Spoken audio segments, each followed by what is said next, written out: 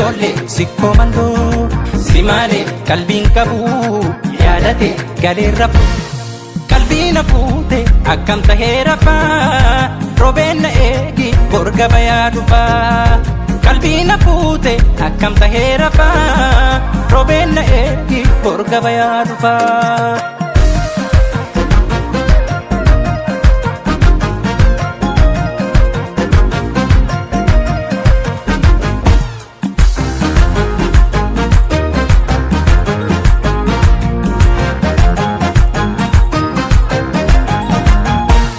Shankorana biti naggaadeen karaakarini onsi malee kaabuu bulloonan taraatarini diinshoo olii diinshoon giraabaa olii tan giraabaa olii maqaanaha baaduu bulloosi waliin suuma waliin hoolaan baddaa dheeduu yoo gaaraa malee wayya gaaraa malee martii dhungoo beekuusi taatu malee wajji taatu malee.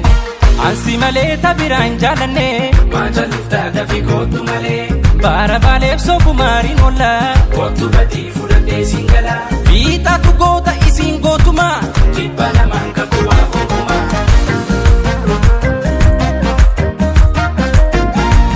Baalee dachiin gootaa biyya looni uumaan badhaafamtu Oromooni si tochii biqilee suma faarsa itti jabeessitiin biyyoonsa aanaa jinaa qalbii na qajeele.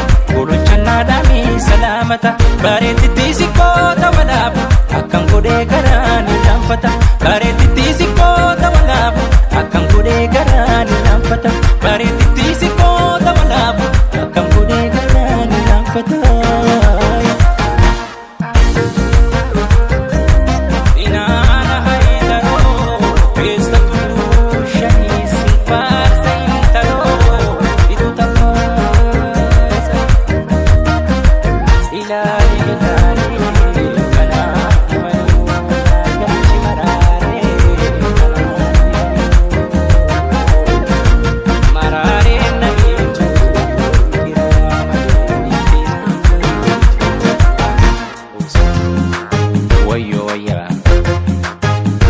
Misho aman aman.